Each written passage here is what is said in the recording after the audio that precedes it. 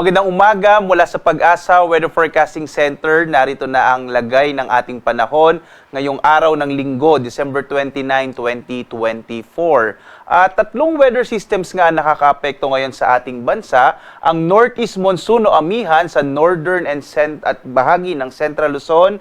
Ang shear line o ito yung banggaan ng mainit at malamig na hangin na siyang magdadala ng maulap na kalangitan, partikular na sa may bahagi, silangang bahagi ng Central at gayon din sa may Southern Luzon, kasama na dyan yung Kamaynilaan, at ang Intertropical Convergence Zone o ITCZ na siya namang nakakaapekto sa Palawan, Visayas at Mindanao. Makikita nyo, wala po tayong minomonitor na anumang low pressure area sa loob at labas ng Philippine Area of Responsibility. Ngunit ang tatlong weather systems na ito ang magdadala ng maulap na kalangitan na may mga pag-ulan, lalong-lalo na sa may bahagi ng Central at Southern Luzon, gayon din sa may silangang bahagi ng Kabisayaan at ilang bahagi rin ng Mindanao.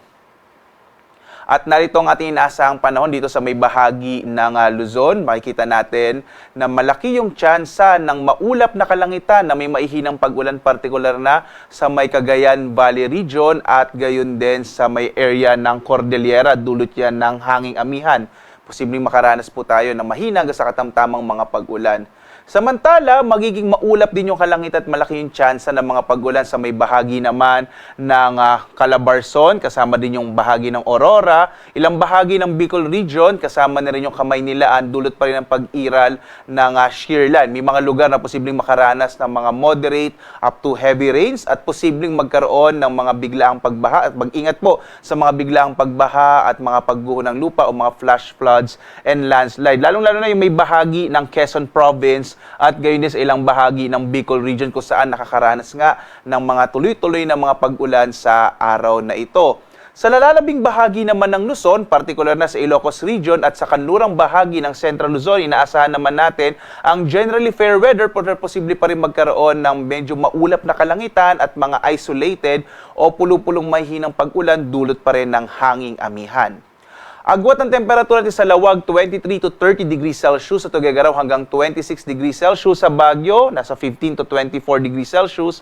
Sa Kamaynilaan naman, 23 to 29 degrees Celsius. Sa Tagaytay hanggang 27 degrees Celsius. Sa Legazpi, 23 to 29 degrees Celsius. At dito naman tayo sa Palawan, Visayas at Mindanao. Magiging maulap ang kalangitan sa bahagi ng Palawan na malaking tsansa ng mga pag-ulan dulot ng Intertropical Convergence Zone or ITCZ. Agwat ang temperatura natin sa Kalayaan Islands, 24 to 30 degrees Celsius. Sa Puerto Princesa naman, 24 to 29 degrees Celsius. Magiging maulap din na mas malaking tsansa ng mga pag-ulan, lalong-lalo na sa may silangang bahagi ng Kabisayaan, dulot din ng Intertropical Convergence Zone. At ang agwat ang temperaturang maranasan dito sa may Iloilo ay 23 to 31 degrees Celsius, sa Cebu hanggang 31 degrees Celsius, habang sa Tacloban 24 to 29 degrees Celsius. Magiging maulap din yung kalangitan na malaking tsansa ng mga pag-ulan sa bahagi ng Caraga Region, lalong-lalo na sa may Dinagat Islands at sa Surigao del Norte. At maging dito sa may bahagi ng Zamboanga del Norte, makararanas din ng maulap na kalangitan na may tsansa ng mga pag-ulan dulot ng ITCZ. Sa nalalabing bahagi naman ng Mindanao ay makararanas ng mga isolated o pulupulong mga pag-ulan na may mga pagkidlat pagkulog dulot din ng ITCZ. Agwat ang temperatura sa Zamboanga ay 25 to 33 degrees Celsius, sa Cagayan de Oro naman 25 to 31 degrees Celsius, habang sa Davao ay 26 to 32 degrees Celsius. At dahil pa rin sa pag-iral ng amihan, tayo po ay may nakataas pa rin na gale warning. Ito yung babala natin sa malalaking pag-alon ng karagatan dahil nga sa malakas na pag-ihip ng hanging amihan. Delikado pa rin maglayag ang mga maliliit sa sakyang pandagat, partikular na sa mga baybay ng Batanes, ng lalawigan ng Cagayan kasama Babuyan Island, sa Isabela, hilagang bahagi ng Aurora, at gayon din sa mga baybay ng Ilocos Norte, Ilocos Sur, La Union at kanlurang bahagi ng Pangasinan. Sa mga kababayan natin, lalong-lalo na yung mga may maliliit sa sakyang pandagat, iwasan mo nang pumalaot sa mga bahagi ito ng ating bansa dahil magiging maalon ang karagatan at delikadong maglayag. At narito po ang ating inilabas sa weather advisory. Inaasahan natin bukas malaki yung tsansa ng mga katamtaman hanggang sa malalakas sa mga pag-ulan, partikular na sa bahagi ng Cagayan, ilang bahagi ng Cagayan, Isabela, Aurora, Quezon at maging dito sa may Palawan, ayan ay dulot ng shear line at ng bahagi ng Intertropical Convergence Zone.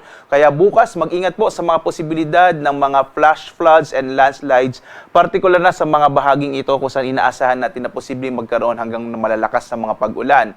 Sa araw naman ng Martes, posibleng umiral itong Intertropical Convergence Zone at magdadala ng malaking tsansa ng mga katamtaman hanggang sa malalakas na mga pag-ulan, partikular na sa may silangang bahagi ng Kabisayaan. So, sa mga kababayan natin, partikular na sa may area ng Caraga, sa Dinagat Island, Surigao del Norte at Surigao del Sur. Mag-ingat po sa mga posibilidad ng mga biglaang pagbaha o flash floods at gayon din ang mga landslides o pagguho ng lupa dahil posibleng magkaroon hanggang malalakas na mga pag-ulan.